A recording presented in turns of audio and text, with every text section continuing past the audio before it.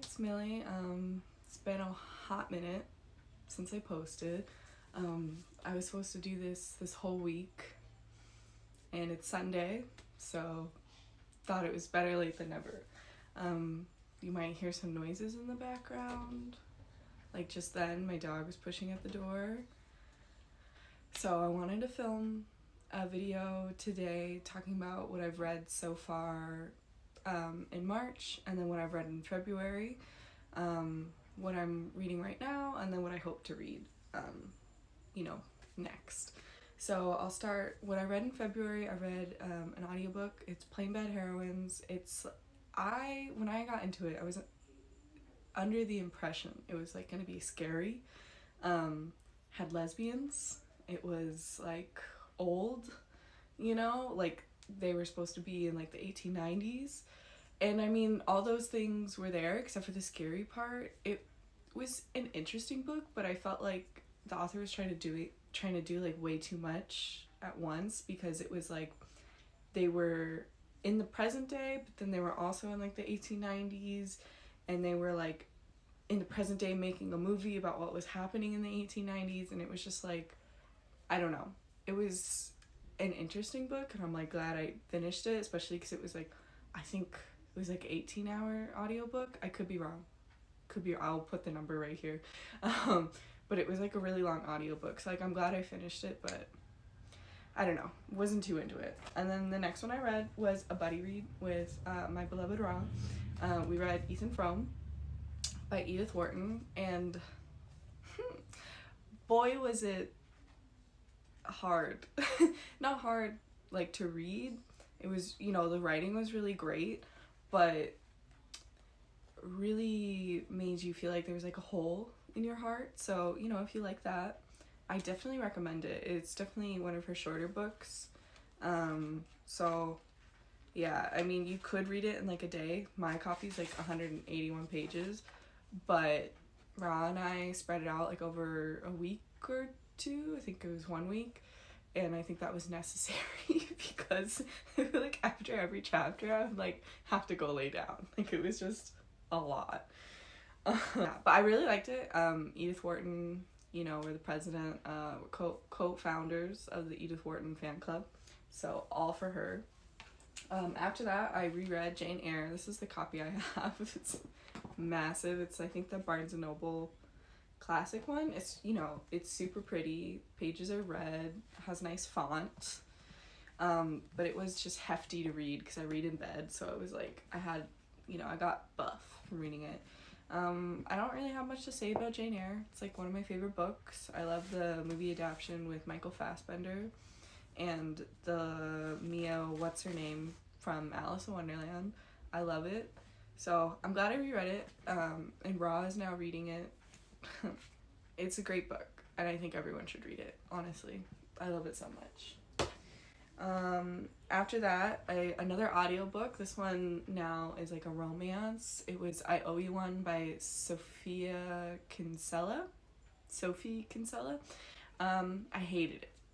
Like literally, like I finished this book. Like it was so bad. I had such strong hopes, because, the concept is like these two people meet in a coffee shop, and this guy asks this girl, I don't remember their names now at this point, he asks her to watch his laptop while he goes out to take a call, right? So she's watching it, and there's been like a drip on the ceiling this whole time, and all of a sudden the ceiling comes crashing down and like water's everywhere, but she like leaps and saves his laptop.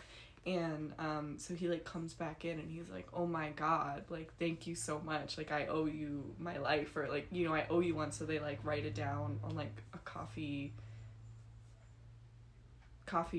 sleeve, that's what it's called. And they keep like passing it back and forth, but the main girl was just so annoying. She let everyone walk over her, and I just felt like there wasn't really any character growth.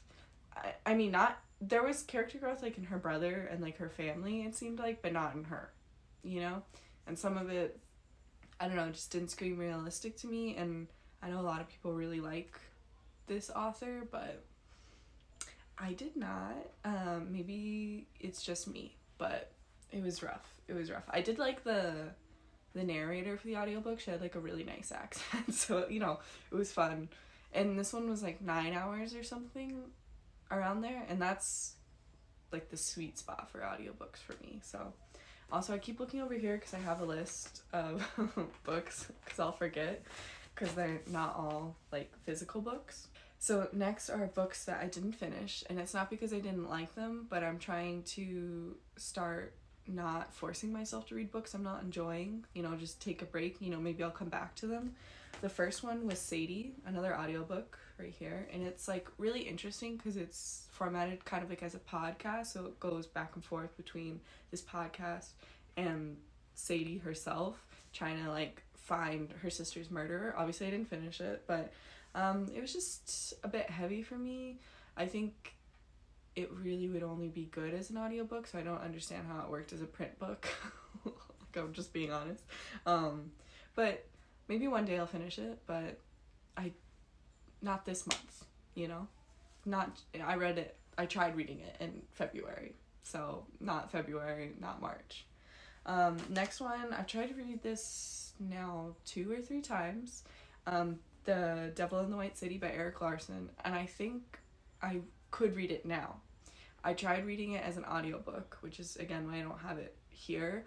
And the thing about the audiobook was that they didn't have clear chapters marked, so I would like get to another section and it would be like 78 minutes, and I was like, you know, because I like to read audiobooks like stop at chapters, and there, because again it's an audiobook, you can't hear or see those clean breaks that are in nonfiction books in chapters to help divide sections, so it was just kind of dragging on. I didn't like the narrator's voice, so I stopped it. I'd really like to read it again because I was really learning a lot, and I really liked it because it has to do with architecture, murder, you know, 2 things I really enjoy. But I have another Erik Larson book I want to read, so maybe if I can get through this next one, I will be able to come back to Devil in the White City, because I have been trying to read it like literally since high school, and I've never been able to get through it. Next one, another romance. This one, Red, White, and Royal Blue. I was actually really into it. I got 30% of the way through, and I had to stop because I was like almost too into it. I could tell someone's feelings were gonna get hurt, and I didn't want to cry. Like, that's where it came down to. I just didn't want to cry, so I stopped. Again, I think one day I will go back and finish it, but I just, you know, I listen to audiobooks like exclusively at work, like while I'm shelving books and organizing and cleaning, so I didn't really want to like be crying at work. So I stopped it. Maybe I'll get the print book and I'll read it again. I think that's really what it comes down to, is that I can't, I'll cry. So those are the ones I didn't finish in February. Books I've read so far in March. First I read Wives and Daughters by Elizabeth Gaskell. She's a thick one. She's like 650 pages, and she didn't finish writing it, which honestly, big bummer. Big bummer for me, because I love this. I love the miniseries, the BBC miniseries from 1999. I own the DVD of it. Like, that's where I'm at in my love for this story. So I was really excited, and I've loved it since high school, so I was really excited to read it, and honestly, it lives up to it. There was like 2 hours of me reading this where I was just straight sobbing, and I know I just said I don't like to cry in books, but like, I'll cry in a book like this, you know, because it's not like someone's feelings were getting hurt. It wasn't like relationship cry, it was like a death, and I don't know, I can cry better that way. I don't feel bad cry. I don't know. Makes no sense. But I really, really like this book. Like, I want everyone to read it. Like, don't be intimidated by the length, because it reads so easy, makes you cry, great characters. Even though it ended really abruptly, you could tell she had clear intentions for the ending, and the editor at the time, because this was serialized, you know, wrote like the last chapter. He didn't write it, he was just like, this is what, you know, we had talked about her doing, these are her notes, and, you know, she died too soon, because she really did die too soon, like, Miss Girl, I wanted more. And I don't usually like Barnes & Noble Classics covers, but like this one's so pretty, like the pink and then the painting they chose to use. And the introduction, whew, I really liked it. Honestly, like the introduction, I always read them because I feel like especially for period pieces, it really helps contextualize. And Amy King, she teaches at St. John's in New York, she killed it. Like she killed it. Like I felt like I learned so much about Elizabeth Gaskell that like Wikipedia didn't tell me, and really just set the book up for success, you know? It helped you understand she was writing it from a place of nostalgia, and I just really liked it. Next I read The Fall by, oh, this is the wrong book. Hold on. This is A Stranger. Isn't this a fun cover though? I was like, this doesn't look familiar. It's because it's the wrong book. So I read The Fall by Albert Camus. I really don't know what to think about this book. It's certainly a book, and I read it. That's how I feel. There were some parts where I was like, oh yeah, I get it. Like this, it's almost hitting the same as The Stranger. I get it. And then he started bringing up the Bible and like people in the Bible, and I was like, oh, okay, I don't get it anymore. But I guess it's supposed to be about like a man's fall from Eden. I don't know, again, Bible stuff I don't really get, but you know, there were parts I was really interested in. I really like the way it's written. It's a one-sided dialogue because honestly the guy Mr. Clements is talking to doesn't talk a lot, so you don't need to know what he's saying. It's just this man saying everything. I have like a bunch of footnotes in here because I bought it used, and I can't read them. The one footnote I was able to make out, which just says, he sure has a lot of opinions. And they're right. He sure does. So this one was a book that I read. That's how I feel about it, honestly. I don't know. Books I am currently reading. I've read the first 5 volumes of Fruits Basket. The manga, I have the collector's edition, so it's more like I've read the first 10. I'll put in a clip of my copies. I just don't want to... They're over on another bookshelf. I don't want to get up and deal with them. Those are really great. I'm just trying to read all of the series before the 3rd season of the anime comes out next month, which I'm so excited for. But yeah, so I'm just trying to read through them. I only have 8 volumes, and there's 12 of the collector's edition, so I had to get the last 4. I'm just debating buying them used online or, you know, sucking it up and paying the extra like $5 to buy them new, which I'll probably do that because I'm really impatient. Like, I'm still waiting for the 3rd. Oh my god, that's my dog. And the next book I've been reading is O Pioneers by Willa Cather. She's dead, so.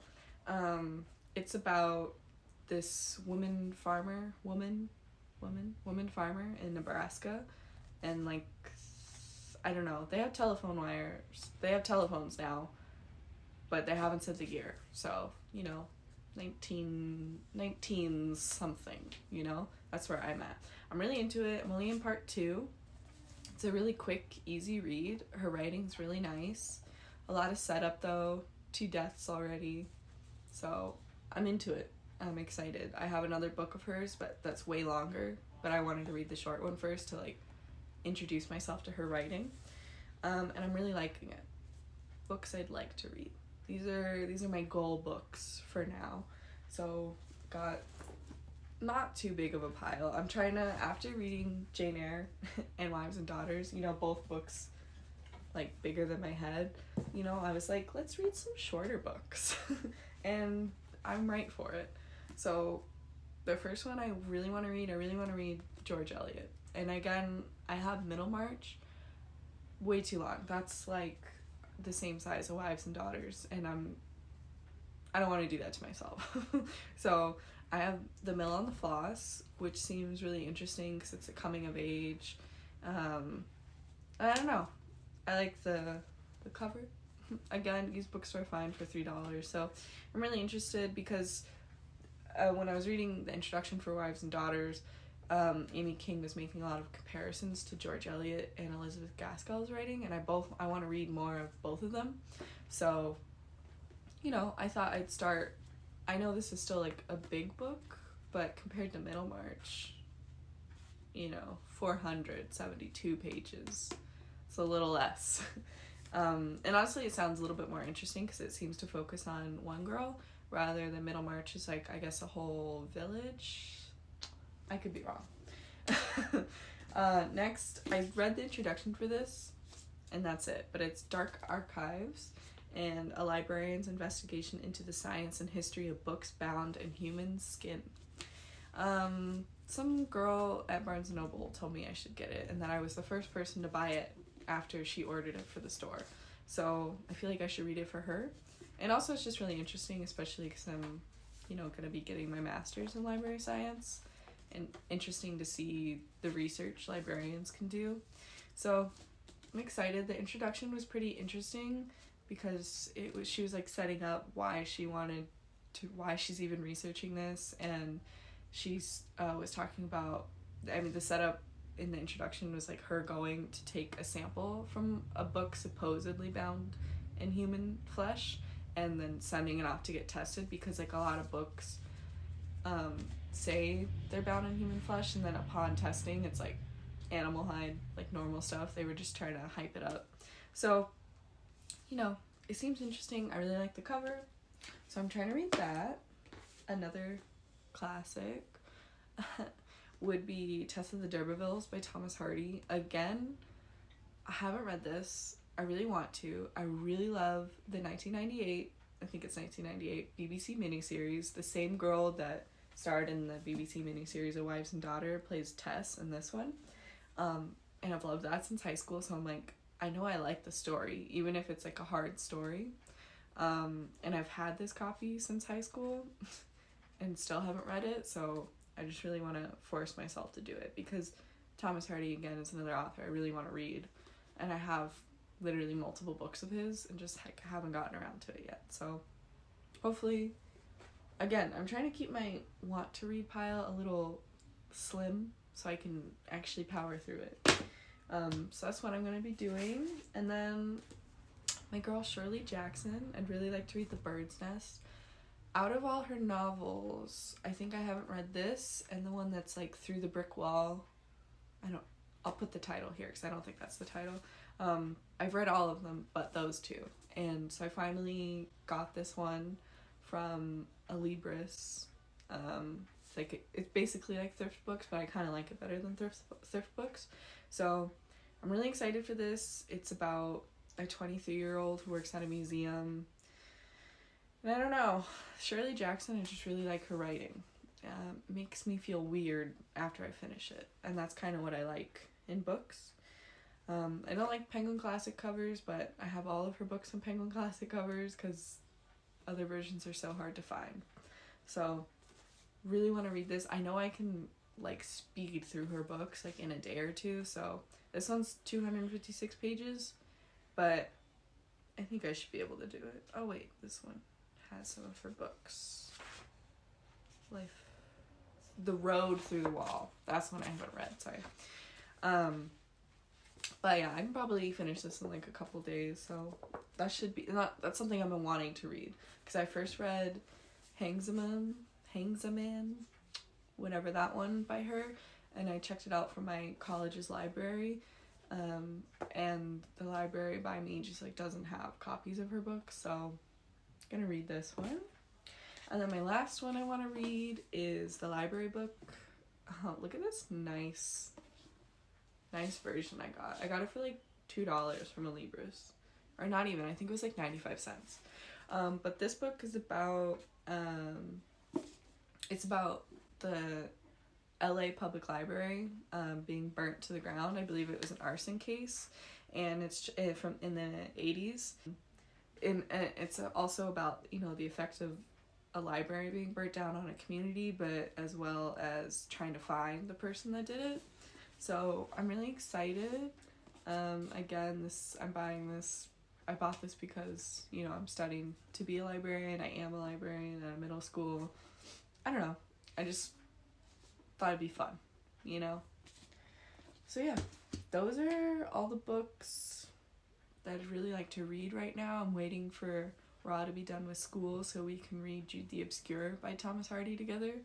But yeah, if you have any book recommendations, please let me know. I really want to read more scary books, and that's part of the reason why I read Play Bad Heroines, but then it wasn't scary, so I was like really let down. Yeah, so I'd really like any recommendations. If you have a favorite classics author, let me know, because obviously I read mainly classics. I should also put in this pile, I want to read North and South by Elizabeth Gaskell. I have it over there. I'm also obsessed with that BBC miniseries. I have it on DVD. Richard Armitage kills it as Mr. Thornton, so I'm like, we need to read the book. So add that to my pile over here. But yeah, let me know. Thanks so much. Bye.